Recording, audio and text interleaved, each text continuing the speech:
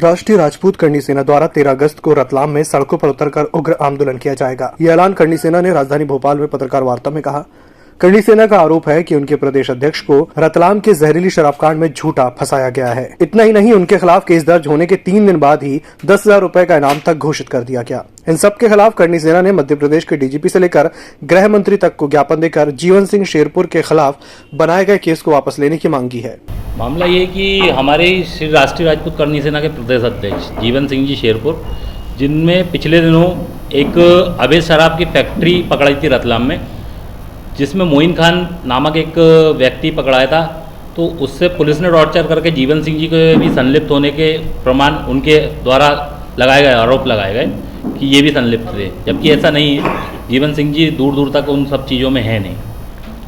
और रतलाम प्रशासन के जो एसपी साहब हैं गौरव तिवारी जी, जो लगातार हमारे प्रदेश अध्यक्ष को टारगेट करके बार बार कोई ना कोई सी धाराओं में उन पर केस दर्ज कर रहे हैं, जो कि पूर्णतः निराधार है। और हर जो केस उनने दर्ज किए पिछले 3 सालों में, हर चीज़ में वो बरी हुए, क्योंकि ये उनके पास जो साक्ष्य हैं वो पर्याप्त नहीं हैं, और जो झूठे मुकदमे हैं तो वो बराबर बरी हो रहे हैं। तो हम ये चाहते हैं कि या तो शासन और प्रशासन इस पर संज्ञान लेके और एसपी साहब द्वारा जो केस लगाए जा रहे हैं, या तो उन केसों को खारिज करें, अन्यथा फिर वो परिणाम भुगतने तैयार रहें।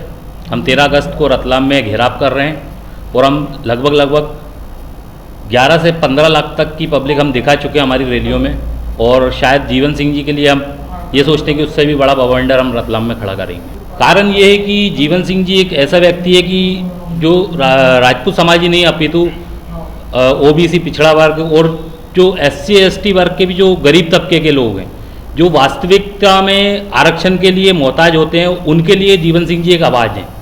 तो जीवन सिंह जी लगातार उनके लिए सक्रिय हो गए और ज़मीन पे लड़ रहे हैं। तो ये कुछ राजनीतिक लोगों को, कुछ प्रशासनिक लोगों को पच नहीं पा रहा है, तो सिर्फ ले दे के सिर्फ वही सब कहानी है। उसी की वजह से जीवन सिंह जी को टारगेट किया जा रहा है। जांच अधिकारी जो शायद जीवन सिंह जी को टारगेट कर रहे हैं, वही उसमें जांच कमेटी में बैठ जाते हैं और ले दे के उनको क्रिमिनल घोषित कर देते हैं।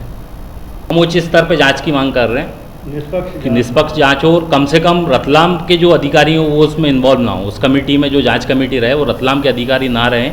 भोपाल से EMS टीवी के लिए वीडियो जर्नलिस्ट देवेंद्र माली के साथ हेमंत माली की रिपोर्ट।